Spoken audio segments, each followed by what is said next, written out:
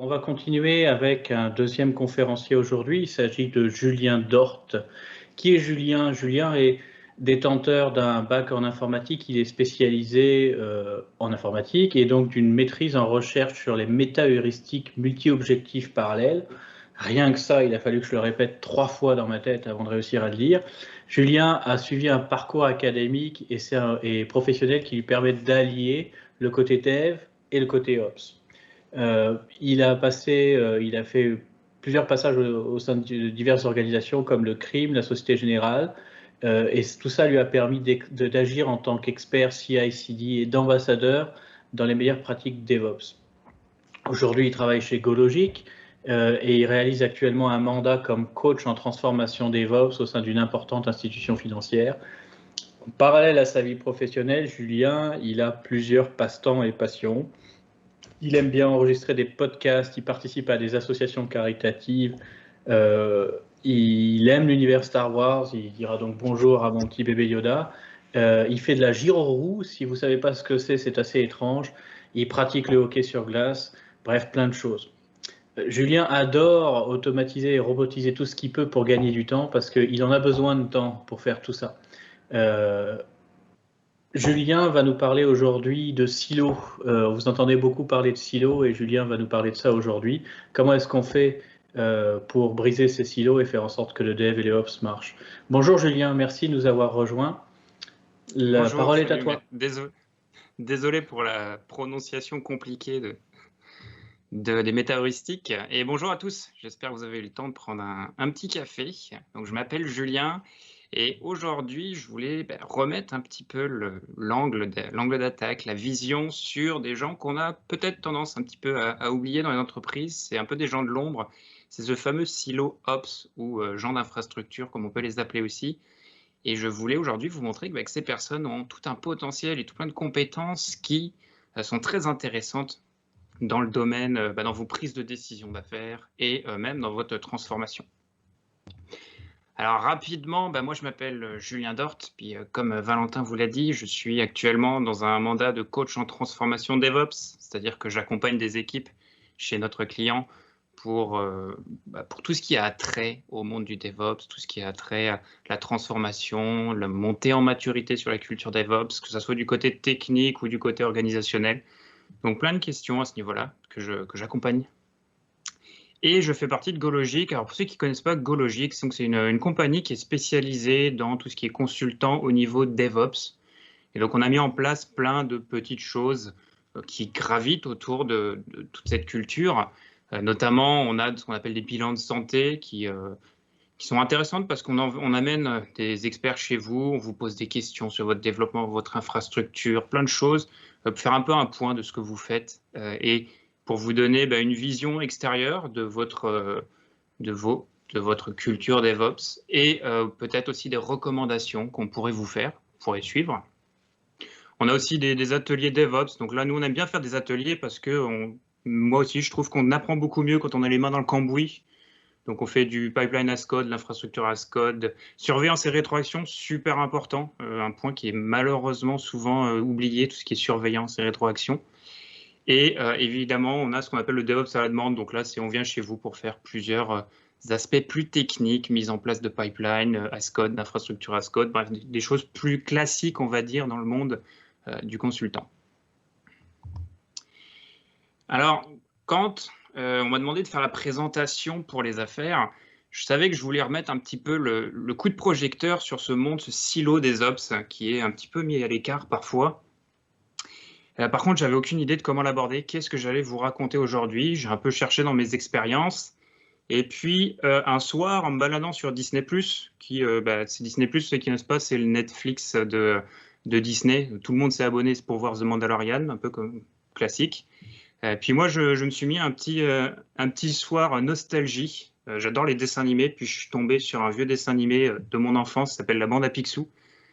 Et puis, la Bande à Picsou, pour ceux qui ne connaissent pas, c'est l'histoire de Balthazar Duck avec Donald Duck, son neveu, et ses petits-neveux Riri, Fifi, Loulou, qui sont des triplés, qui vivent des aventures ensemble. Et puis, je ne sais pas si c'est une déformation professionnelle ou juste parce que je fais des liens très bizarres parfois, mais à travers La Bande à Picsou, j'ai vu ce que je voulais présenter aujourd'hui, j'ai vu comment est-ce que j'imaginais, de manière très simpliste évidemment, l'entreprise aujourd'hui et plusieurs entreprises que j'ai côtoyées et les clients aussi que j'ai vus. Donc aujourd'hui, si vous l'acceptez, j'espère en tout cas, parce que c'est moi qui fais la présentation, je vais vous présenter un peu cette culture DevOps. Comment est-ce que les ops peuvent vous aider à travers la bande à Picsou? Alors, la bande à Picsou, c'est l'histoire, entre autres, de 3 triplés qui sont Riri, Fifi et Loulou. Aujourd'hui, dans notre petit cheminement, dans les histoires que je vais vous raconter, on va considérer que Riri, c'est le domaine des affaires. Donc peut-être que dans la salle, vous êtes plusieurs à faire partie de cette vision, c'est-à-dire c'est les gens qui connaissent le business, qui connaissent le domaine d'affaires, qui voient les opportunités pour récupérer des clients et autres. On va avoir Fifi qui, lui, va représenter plus la vision développement. Donc ici, je vais mettre dans cette équipe-là les développeurs, évidemment, mais tout ce qui gravite autour. Les personnes de qualité, les architectes, les analystes, bref, toutes les personnes qui ont embrassé habituellement au début la culture DevOps, à qui on a demandé de se transformer. Ça va être Riri qui va les représenter. Et évidemment, sinon, ma présentation n'a absolument aucun intérêt. Le troisième, c'est Loulou, avec le monde des opérations et tout ce qui gravite autour. La particularité de ces 3 canetons, si jamais vous avez un petit peu des souvenirs du dessin animé, c'est que ces 3 canetons, vu que ce sont des triplés, ils sont toujours ensemble, ils travaillent ensemble pour atteindre un but commun, pour vivre les aventures. Et d'ailleurs, si vous regardez la nouvelle version du dessin animé, ils ont même été jusqu'à leur donner des personnalités différentes, ce qui, pour moi, correspond vraiment de manière très simpliste à ce que c'est l'entreprise. Alors pour ceux dans la salle, la cybersalle, la salle virtuelle, peut-être vous n'êtes pas au courant qui sont vraiment les gens d'infrastructure, les ops, d'ailleurs qu'est-ce qu'ils font peut-être dans votre entreprise. C'est un groupe de personnes qui sont là pour garantir la stabilité de votre compagnie d'un point de vue infrastructure. Donc, c'est grâce à eux que votre site Internet est toujours accessible à vos clients. C'est grâce à eux que les développeurs, le matin, ils peuvent travailler sur des environnements stables. C'est grâce à eux que, notamment, votre réseau est protégé de l'extérieur au niveau sécurité. Donc, on va voir dans ce monde plein de spécialités. Donc, je vais y inclure les ingénieurs système, évidemment, les DBA, donc c'est toutes les personnes qui s'occupent des bases de données, les ingénieurs réseau, le personnel de sécurité, donc les gens qui s'occupent de la cybersécurité de votre compagnie. J'y inclus même le support aux clients, ceux qui vont répondre aux doléances de vos clients qui sont là, en fait, en première ligne. Et il y a plein d'autres domaines. Je vous laisserai vous renseigner de ce que vous avez dans vos entreprises. Et si vous constatez, la particularité de ça, c'est que c'est un domaine, l'Ops, qui est rempli de spécialistes multi-domaines, multi-spécialités. C'est-à-dire qu'ils ont des formations, des expériences, une expertise dans plein de domaines différents. Et ça leur amène une vision, un angle de vue qui est déjà très difficile à avoir quand vous n'êtes pas dans le domaine.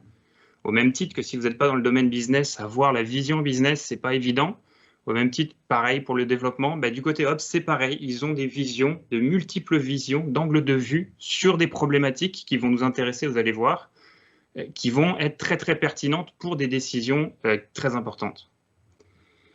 Et enfin, et ça c'est une petite particularité que j'ai, c'est que j'aime beaucoup penser en dehors de la boîte. J'ai tendance à faire des liens, d'ailleurs, sinon il n'y aurait pas la bande à Picsou devant vous en ce moment, entre des choses qui n'ont peut-être pas de rapport.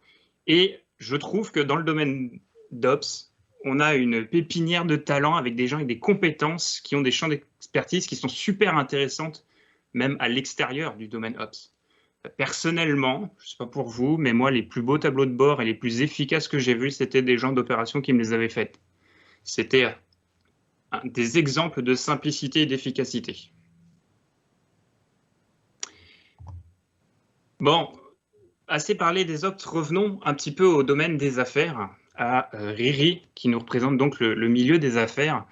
Et là, je voulais juste un petit peu revenir sur qu'est-ce qu'on a demandé aux personnes d'affaires, peut-être vous dans la salle, qu'est-ce qu'on vous a demandé lorsque vous avez eu l'idée de vous changer votre culture pour aller un petit peu sur le domaine DevOps. Alors au niveau du milieu des affaires, on vous a demandé de vous rapprocher de vos équipes de développement. Donc, d'aller peut-être boire un café avec eux, de discuter avec eux, de leur expliquer votre vision et de leur faire comprendre un petit peu qu'est-ce que c'est le monde des affaires. On vous a demandé aussi de faire des choses qui ne sont pas dans votre spécialité. Vous n'avez pas été formé peut-être pour ça. On vous a donné cette responsabilité de prioriser, par exemple, un backlog en fonction de ce que ça pourrait vous rapporter. Donc là, vous avez dû apprendre à évaluer en valeur d'affaires des choses pas forcément évidentes. Si tout se passe bien, que vous avez marché un petit peu, vous avez monté votre maturité sur la culture DevOps, vous avez peut-être eu des livraisons plus rapides, vous devriez avoir des livraisons plus rapides, plus régulières, vous avez dû recevoir donc plus de stress aussi, de choses qui arrivent plus souvent, mais vous avez gagné une meilleure réactivité. Pour ceux qui se posent la question, qu'est-ce que c'est une gyroroue? Le personnage juste à côté, il est sur ce qu'on pourrait appeler une gyroroue. Et enfin, on vous a demandé un effort cognitif quand même non négligeable parce que vous étiez du domaine affaires, vous essayez de comprendre déjà d'un point de vue marketing, d'un point de vue business, comment ça fonctionne de votre côté. Vous essayez tant bien que mal de répondre aux besoins d'affaires. Et là, on vous a demandé en plus de comprendre ce que font les gens du côté développement pour être capable de dialoguer avec eux, de discuter avec eux, de réagir avec eux. Bref, tout ça, c'est ce qu'on vous a demandé de faire. Mais souvent, ce que j'ai constaté dans mes expériences, c'est que, et c'est normal, il faut bien aborder le problème par un côté, c'est qu'on a pris des équipes de développement, on a relié les milieux d'affaires, puis on a un petit peu mis de côté le fameux silo Ops. Et pourtant, dans DevOps, il y a bien Ops.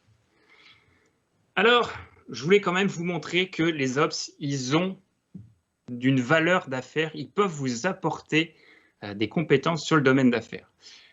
Par exemple, le premier exemple que je vous propose, c'est qu'est-ce que les Ops peuvent vous apporter sur le terrain. Alors, je vous ai dit, les Ops, c'est des spécialistes des tableaux de bord. C'est aussi eux qui ont accès à pas mal tout ce qui peut servir pour faire des métriques dans l'entreprise.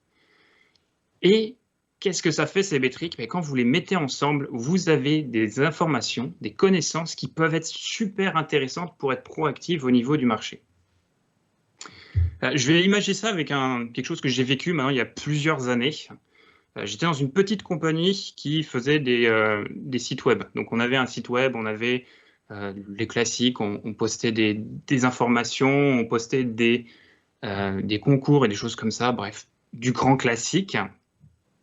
Et puis, on avait cette espèce de début de culture DevOps qui rentrait, puis les gens d'affaires ont priorisé le backlog, et puis on avait en sprint, on avançait, on livrait de la valeur, et à un moment, on a atteint notre objectif qui était, on voulait augmenter de 5% l'action de faire l'achat sur le site web. Donc, on avait une métrique qui était les ventes, et puis on avait vu qu'on avait 5% de ventes, c'était magnifique. On avait passé 3-4 sprints, puis on avait atteint le but. Et là, la personne d'affaires nous avait posé une question à nous, équipe de développement, très intéressante, qui dit « Ok, ça fait 4 sprints que vous faites des fonctionnalités que j'ai priorisées. Comment je sais lesquels m'ont apporté ce 5%, lesquels ont eu un impact plus important ?» Parce que c'est vrai qu'en tant que personne d'affaires, vous priorisez, mais si on ne vous dit pas si votre priorité était pertinente, vous ne pouvez pas apprendre, vous ne pouvez pas vous adapter. Donc là, la question s'est posée, puis j'avoue qu'on s'est un petit peu tous regardés, et évidemment, le problème m'est tombé sur les épaules. Je me suis donc retrouvé à essayer de trouver comment faire une métrique pour déterminer quelle fonctionnalité mise en production avait le plus aidé à atteindre cet objectif de 5%. Par chance, j'avais un ami du côté plutôt Ops avec qui je prenais le café le matin, on a discuté, et à travers les discussions, puis la mise en place d'analyses de logs, etc., bref, plein d'analyses de métriques qu'on a essayé de mettre ensemble, on a approché quelque chose d'intéressant qui était un espèce de lien entre les gens passés par un chemin sur le site web, puis ça a amené certaines infos. On avait un début de métrique qu'on a pu remonter. Alors, c'est sûr que la métrique était un peu floue, parce que c'était un début, mais étant donné que j'étais du côté développement, j'ai amené ça dans l'équipe, puis on a pu travailler pour améliorer ça. Et de fil en aiguille, on avait cette info de plus ou moins quelle fonctionnalité permettait d'avoir cette évolution sur les ventes. Donc, c'était super chouette, et j'ai pu faire ça grâce à surtout principalement grâce à mon ami côté Ops. Autre histoire, mais beaucoup plus dramatique. Les Ops, c'est aussi des gens qu'il faut contacter régulièrement quand vous faites du développement, quand vous prenez des décisions d'affaires, parce que c'est des gens qui sont garants de la stabilité de votre infrastructure. Et là encore, ça peut prévenir des catastrophes, mais ça peut aussi prévenir de dépenses importantes qui n'étaient pas prévues à la base et qui aurait peut-être un impact sur votre priorisation. Exemple, encore une fois, je développe une autre compagnie. Cette fois-ci, on a une opportunité d'affaires. On travaille avec les analyses d'affaires, on fait un kick-off génial. Le DBA, donc la personne de base de données, est prévenue. On lui dit que la fonctionnalité, ça va être 1000 entrées dans la base de données par heure. Il nous dit pas de problème, il met tout en place, c'est génial. Le sprint commence, on est agile, les personnes de business voient une opportunité d'affaires géniale. Ils travaillent avec nous, puis on a une grosse modification de la fonctionnalité, puis pof, la fonctionnalité passe de on fait 1000 entrées par heure à on fait 100 000 entrées par heure. Là, normalement, dans vos têtes, il y a plein de warnings qui sont allumés, mais dites, je ne sais pas pourquoi. Moi, nous, il n'y a pas de warnings qui se sont allumés. On arrive en pré-production, on met ça, puis il y a tout qui tombe. Forcément, la base de données n'avait pas été dimensionnée, rien du tout, etc. On n'était pas encore dans le cloud. Et notre ingénieur DBA qui vient nous voir et qui nous fait, ben là, le problème, c'est qu'on n'a pas l'infrastructure pour gérer ça. Donc, il a fallu en catastrophe mettre en place des nouvelles VM, en catastrophe mettre en place du matériel, etc., qui a amené un coût qui, vis-à-vis de l'opportunité de marché, ce coût-là, il était peut-être pas pertinent. J'ai jamais trop su si le coût engendré et l'opportunité de marché étaient importantes, enfin en tout cas permettaient de rester dans le positif, mais reste que je suis intimement persuadé que si les gens d'affaires avaient eu cette information-là, la décision de prioriser ou de modifier la fonctionnalité, elle aurait été prise avec plus d'informations, puis nous, on aurait eu beaucoup moins de stress à la fin aussi. Donc, les gens d'opération, ils ont des informations qui sont très, très intéressantes pour le domaine d'affaires et il ne faudrait pas les oublier. On va passer maintenant du côté de Fifi, du monde de développement. Alors, très classique, je pense que j'ai vu qu'il y avait pas mal de monde du développement dans la salle. Et puis, je pense que c'est pas mal le chemin un peu standard quand on commence la culture DevOps. C'est on prend une équipe de développement, puis on lui demande, OK, transforme-toi. Et là, ils ont fait quoi? Ils ont fait de l'intégration et du déploiement continu, ils ont automatisé des processus, ils ont automatisé des tests. Ils ont pris plein de café avec les affaires, le monde du business, pour bien comprendre ce qu'ils faisaient. Bref, c'était génial. Normalement, vous êtes à quelque part, en tout cas les équipes sont souvent à quelque part dans ce domaine-là. Mais si on réfléchit bien à qu'est-ce que c'est le DevOps, il y a un moment, il y a une partie où, à date, pour l'instant, j'ai vu que tout le monde frappait un mur de manière plus ou moins violente, on va s'entendre. Mais il y a une partie qui reste importante dans le DevOps que les équipes de développement à un moment doivent prendre en charge, qui est ce qu'on appelle l'opérationnalisation de l'application. Parce que si on regarde bien la node Mobus du DevOps, il y a une partie Operate Monitor qui est pas négligeable. Et cette partie Operate Monitor, habituellement, historiquement, c'était les gens opérations qui le font. Et ça demande, opérer une application, peut-être pour ceux qui sont pas trop dans le domaine technique, c'est tout ce qui va s'approcher de ce qu'on fait en production. S'assurer que c'est disponible, s'assurer que c'est en ligne, s'assurer qu'il y a des ressources d'infrastructure opérationnelles, s'assurer que tout ce qui est log, donc information, soit disponible. Bref, tout ça, mise en production, maintenance, tout ça, historiquement, c'était dans ce fameux silo Ops. Et pourtant, dans le DevOps, on demande aux équipes de dev de prendre cette responsabilité. Sauf que c'est quelque chose qui n'est pas enseigné à l'école. C'est quelque chose qui n'est pas prévu dans les cours, qui n'est pas prévu dans l'expérience. Si vous avez des développeurs seniors et qu'ils ont travaillé dans des grosses compagnies, c'est sûr que s'ils sont dans des startups, ils ont un peu tout fait là, mais s'ils ont travaillé dans des grosses compagnies, c'est possible que la partie opérée, ils n'y aient jamais touché. Alors, qu'est-ce qui se passe? Eh bien, sur le terrain, qu'est-ce qu'on peut constater? Eh bien, sur le terrain, les développeurs ont déjà très peur de prendre en charge cette partie opération parce qu'ils ne savent pas exactement ce que c'est. C'est un peu comme si on vous demandait du jour au lendemain pratiquement de changer de métier.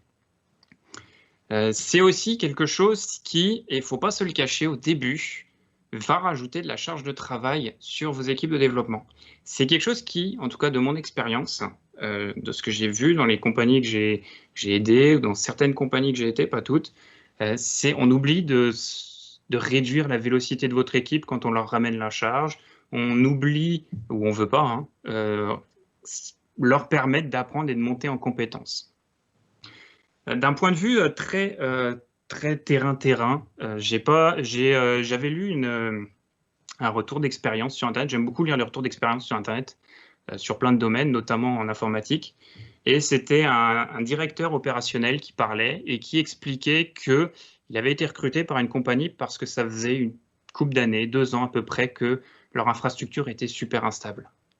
Et donc, il arrive dans la compagnie et il se rend compte que la compagnie avait décidé de faire ce qu'on appelle un changement en Big Bang, c'est-à-dire du jour au lendemain, on donne toute la responsabilité aux développeurs.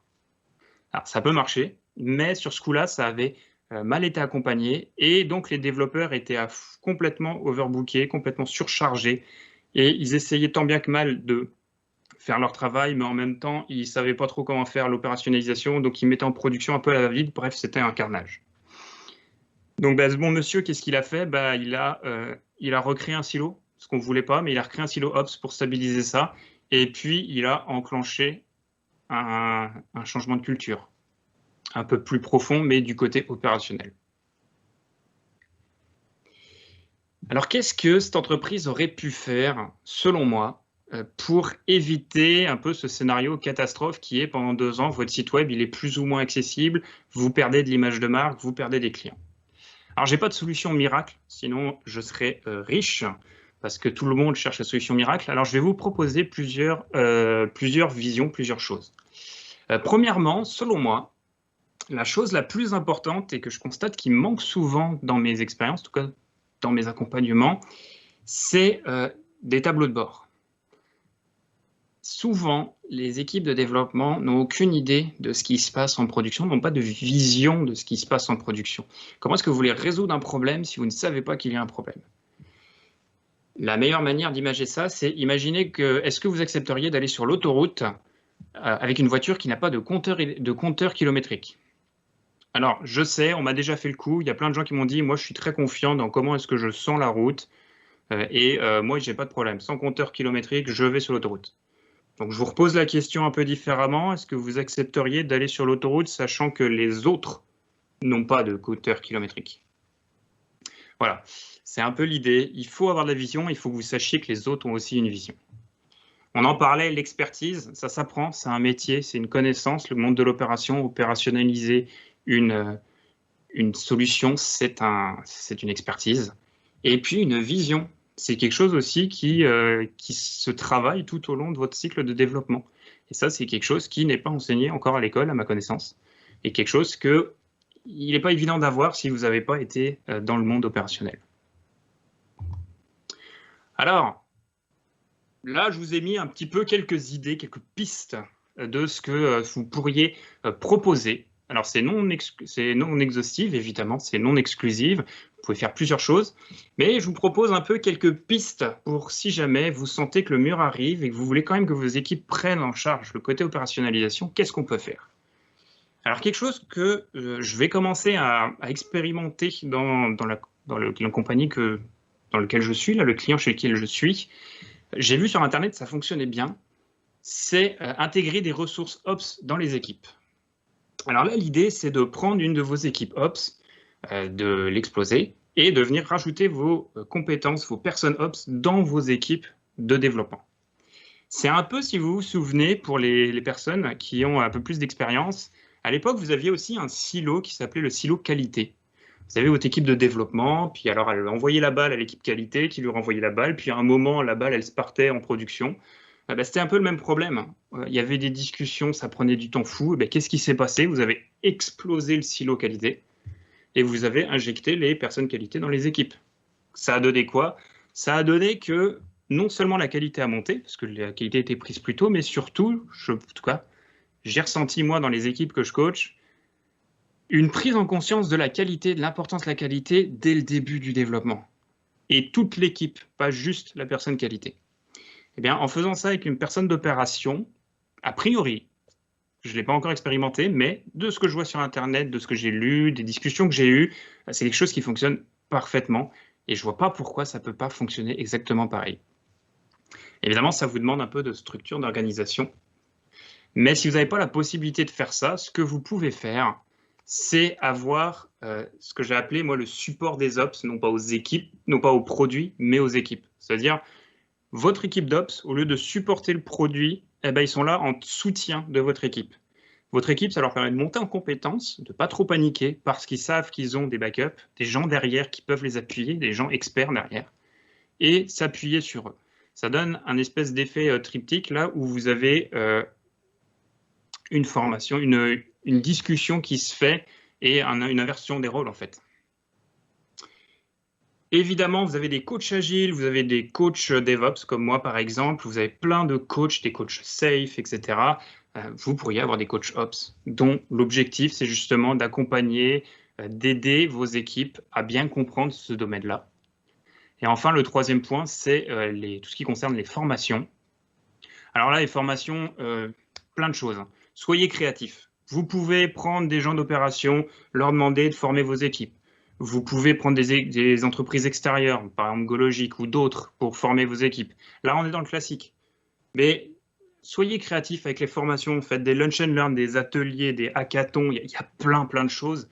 Il y a moyen de vraiment exploser sa créativité avec les formations, de faire des trucs très fun. Mais c'est quand même capital de former vos développeurs à ce monde mystérieux qu'est le monde des Ops.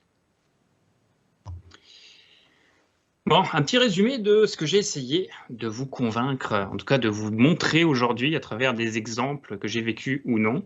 Tout simplement, c'est déjà que dans votre silo d'opération, ce monde d'opération, si vous regardez dedans, c'est une pépinière de compétences. C'est des gens ultra compétents avec plein de connaissances, de visions qui sont super pertinentes.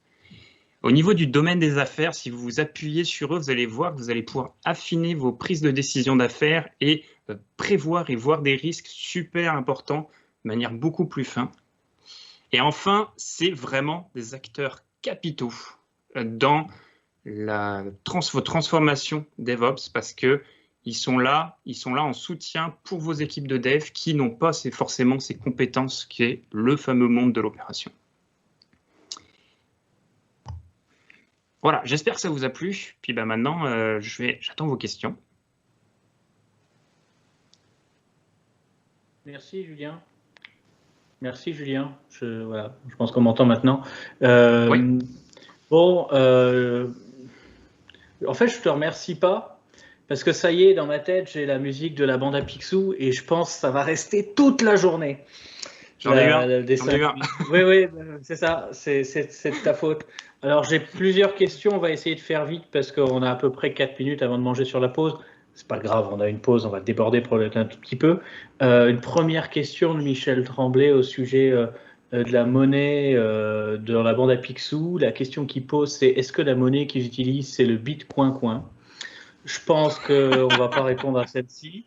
J'ai une autre question un peu plus sérieuse par contre de Fabien qui nous demande que dans la présentation tu fais référence plusieurs fois à la pratique et à la culture agile. Est-ce que selon toi, donc là on te demande ton avis à toi là, est-ce que le framework agile est indissociable du DevOps? J'ai beaucoup de mal à imaginer de commencer un changement de culture pour aller vers le DevOps si tu n'as pas les bases de l'agilité. Je l'ai constaté à certains endroits parce que souvent, tu as ce monde de on est agile, puis en fait, quand tu rentres dedans, tu creuses, tu te rends compte que, franchement, vous faites, oui, c'est bien, vous faites toutes les cérémonies, c'est bien, mais derrière, vous avez les outils, mais il manque cette culture, cette adaptation, etc.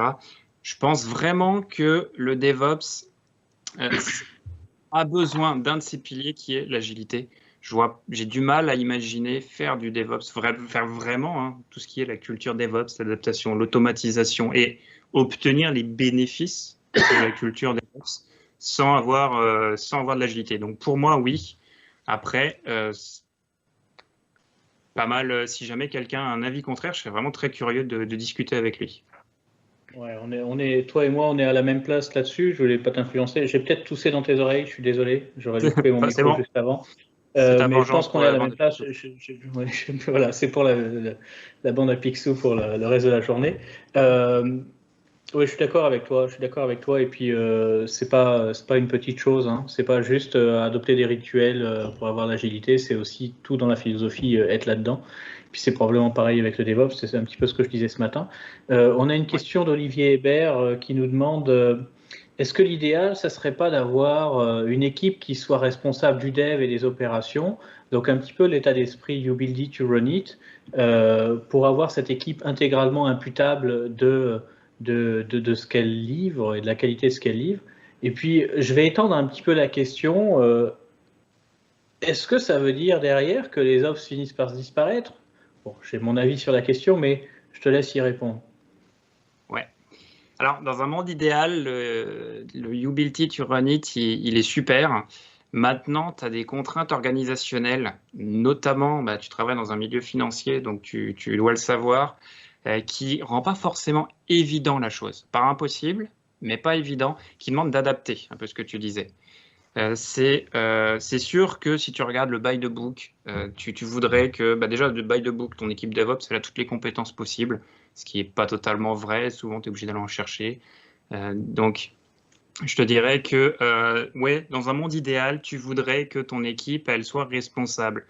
Maintenant, responsable de ce que tu runs, ça ne veut pas dire responsable de toute l'infrastructure de ta compagnie. Ça, pour répondre à la deuxième partie de la question. Les ops, ils vont pas disparaître. Déjà, les ops, ils disparaissent pas parce qu'ils vont sûrement s'intégrer, sûrement être injectés dans les équipes de développement. Et puis, bah, tout le monde les bases de données souvent vont rester pas mal à l'extérieur de ce que tu vas rester le DevOps. Tout ce qui est cybersécurité, tu vas aussi pas mal le laisser un peu à l'extérieur parce que bah, quand tu es dans des grosses compagnies, tu as besoin d'avoir des gens spécialisés dans ce domaine-là. Puis tu as plein d'autres raisons. T'as plein d'autres raisons. Ne serait-ce que bah, le matin, tu as besoin que tes devs ils travaillent. Ils travaillent sur une infrastructure stable. Donc tu as tout ce domaine-là qui n'est pas forcément englobé dans le DevOps. Puis tu n'as pas envie que tu finances pas tes développeurs pour qu'ils passent des heures et des heures à stabiliser leur Eclipse. Leur IDE Eclipse, leur IDE, n'importe quelle IDE que tu utilises, tu payes tes développeurs pour qu'ils amènent la valeur et pour qu'ils développent et qu'ils réfléchissent à une manière d'architecturer. Donc non, les ops vont pas disparaître, en tout cas pas à ma connaissance. Merci pour cette réponse. Je pense qu'on est d'accord. On est un petit peu des fois dans l'outrance à dire on va faire disparaître les ops, on va faire du DevOps. You build it, you run it, il se passe tout. Mais on s'entend la réseautique, l'infrastructure, les contrats avec les fournisseurs cloud, tout ça là. C'est pas une équipe de dev qui va s'occuper de ça là. Donc les ops, ils sont pas prêts de disparaître non plus. Mais comme tu le dis, Non. il y a une collaboration qui doit être là quand on parle du produit logiciel qu'on doit livrer. Une dernière question très rapide de David, David Tellier, que je connais un petit peu, qui était là l'année dernière. Je suis content de voir ta question, David, mais il pose la question quel est le rôle de Flagada Jones dans les DevOps. Bon, merci David pour ta question. Pour ceux qui ne savent pas, Flagada Jones, c'est l'espèce de cinglé qui pilote des avions assez mal d'ailleurs, mais qui rend tout le monde malade. Et c'est peut-être le monkey testing, ce type-là, non? Moi, j'aime bien l'imaginer en tant que QA. Parce Ok, que Flagada alors on Jones, va c'est aller un peu régler le ça mec pendant la pause, toi et moi, hein, parce que moi je suis l'aspect QA là-dedans. Si tu nous vois comme ça, on va aller régler ça, toi et moi, ensemble. T'as de la chance qu'on soit en virtuel, là, Mais parce qu'on n'est pas des sages non non, plus. mais c'est un perso que j'apprécie beaucoup, Flagada Jones, mais c'est quand même un perso qui vient te mettre dans des situations plus critiques qu'elles ne sont.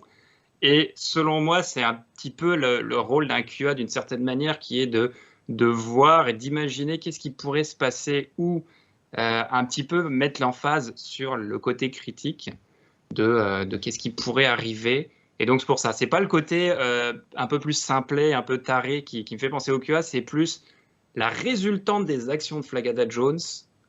Qu'est-ce qu'elle m'imagine? Ben moi, je m'imagine toujours, ben, j'ai un QA qui m'envoie n'importe quoi et qui me dit, tiens, regarde, t'as oublié de penser qu'il y a des gens qui vont faire des Flagada Jones.